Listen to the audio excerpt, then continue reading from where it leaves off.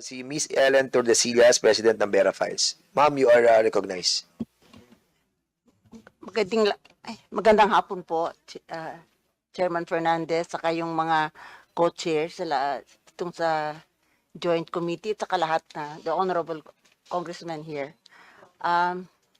Ako po si Ellen Tordesillas, isang journalist.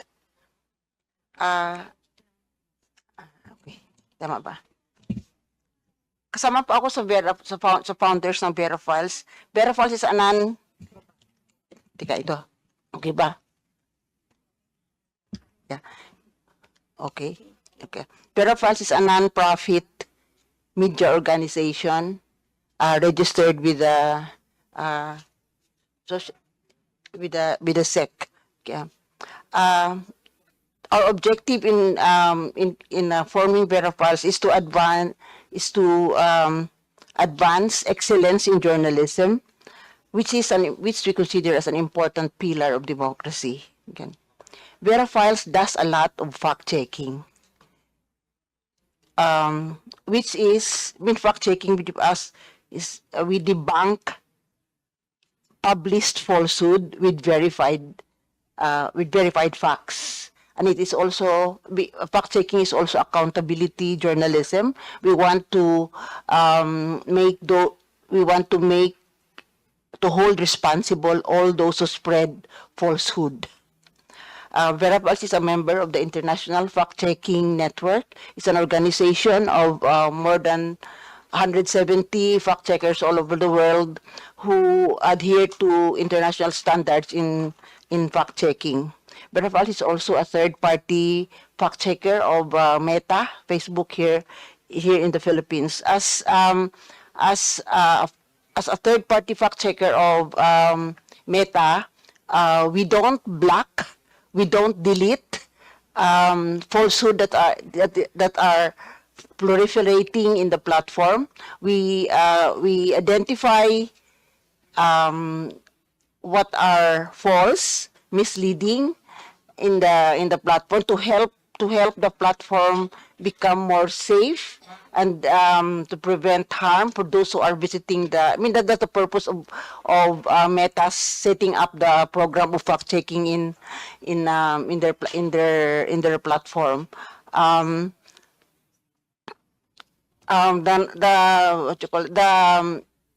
In the process of fact checking, we have identified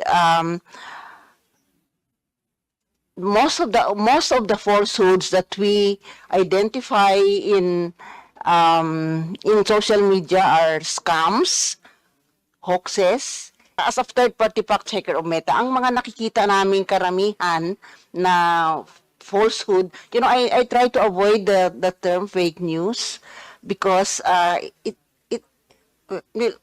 it's an oxymoron actually, because when we say fake news kasi, the term fake news kasi undermines the value of news, which is, pag news kasi dapat, totoo yan eh. Pag hindi totoo kayo, chismis yan. So pag linabi mong fake news, parang diba oxymoron, you don't modify something that is true with the word fake. Pero anyway, nagiging na kasi parang Colgate, no, tsaka toothpaste. Pero anyway, but anyway, what do we fact check? We fact check falsehood, lies, which are proliferating in social media. We follow criteria in deciding which to fact check. Dahil sa dami-dami talaga, tama yung sabi ni Chairman Fernandez, na talagang pag nagba-viral in thousands in a matter of minutes and hours, ganon. So may criteria kaming fina-follow what to fact check. Number one, it should be a statement of fact. Hindi kami nagpa-fact check ng opinion, hindi kami nagpa-fact check ng fiction, di ba? Hindi kami nagpa-fact check ng prediction. Di ba? Pag sinabi mo kasi na we expect the Philippines to be to belong to the first world group in 5 years, hindi namin pwedeng fact check yan, di ba? Kasi wala pa namang 5 years, ganun. So anyway, number one, it should be a statement of fact. Number two, it should be relevant. Kasi kahit naman may false one, hindi ko ipa-fact check kung ano nangyari kay Maris Racal at kay Anthony Jennings, no? Kasi ano naman relevance nun sa sa general public, di ba? So, kinoconsider namin yung relevance. Saka isa pa is, ang third is, kaya ba namin i-fact check sa madaling panahon? Kasi, iba kasi ang fact-checking kaysa investigative journalism. Ang investigative journalism kasi, it will take weeks and months, gano'n. Ang number one, ang importante sa fact-check is to stop the spread of falsehood. Agad-agad, kailangan mo ma-stop. So, kailangan, kaya ba namin ito i-fact-check at least one day, you know? Mahaba na kasi yung one day, but mahaba na siguro yung 2 araw. Kailangan ma-stop. Tsaka kailangan kasi pag nag-fact check kami, we debunk falsehood with verified facts. Hindi namin pwedeng hindi kami pwedeng magsabi lang na mali, ganon. Kasi 'di ba, pangit naman yung na fact checker ka tapos yung fact check mo mali rin, 'di ba? So, kailangan verified facts. And number, ang additional criteria namin is yung virality. Kasi kung mas viral, mas urgent yun ang isa-stop na, yun ang uunahin namin, ganun. So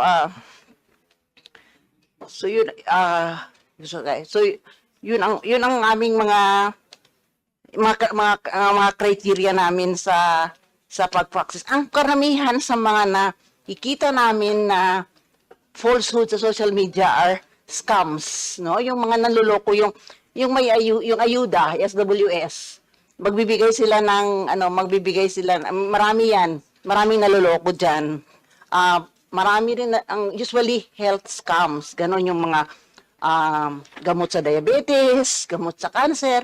In fact, ang isa sa mga naloko nga sa gamot ng diabetes, yung ating national artist na si Kidlat Tahimik, nakabili siya ng package ba yun na binibenta ng diabetes, hindi naman kasi ang mga nanloloko kasi dito, they earn money by the clicks, di ba? So gagawa lang sila ng mga headline na clickbait, we call it clickbaits. The moment nag-click ka, kikita na sila dun eh. So wala namang laman yung kanilang website, pero kumikita sila doon. So tingnan, marami. Tapos hoaxes, yung mga namamatay, like namatay si Jackie Chan. Yan, kahit na magugulat ka, di ba? Magugulat ka. Tapos kahit na later malaman mo na hindi totoo, nakaklik ka na, di ba? So yun ang marami. Tapos ngayon habang lumalapit yung election, tumataas yung falsehoods na lumalabas related to sa election. So medyo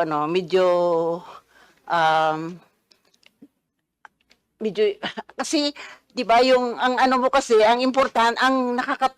nakakabahala kasi dito sa disinformation na nangyayari is kasi tayo 'di ba we decide, we make decisions based on the information that we have. So kahit from sa maliit na bagay hanggang sa matters of national interest, lahat yun nakabase yun sa tamang impormasyon. So kung sa election na to, magdi-decide tayo kung sino yung bubutuhin natin para magiging mga leader natin sa ating community hanggang sa national. So kailangan dapat yung decision natin nakabase sa tamang kung kandidato ba na ito gumagawa or maraming nagawang masama o whatever, ano siyang klaseng tao. So importante 'yon. So ngayon habang palapit yung election, masyadong may dumadami yung falsehood. Matanong ko lang po kayo sa inyong personal na opinion na Miss Ellen. Ano ba ang opinion nyo tungkol sa mga vloggers? Kaya sinabi ko kanina, I'm a journalist. Yeah. Kasi merong mga journalist na nagbablog, di ba? But vlogging does not make you a journalist. Yun kasi as a journalist kasi, we adhere to the core values of journalism, which are truthfulness, fairness. Yes, meron po kayong code of ethics, di ba? Yes, Meron po kayong code of conduct. Tama? Dito ba sa social media vlogging, naniniwala kayo na kailangan natin lagyan ng code of conduct or at least man lang merong ethical standards Dapat. ang gumagamit. Okay, salamat po ma'am. Yun lang po ang opinion na gusto namin marinig sa inyo. Thank you. Kaya, sige, yun, salamat din.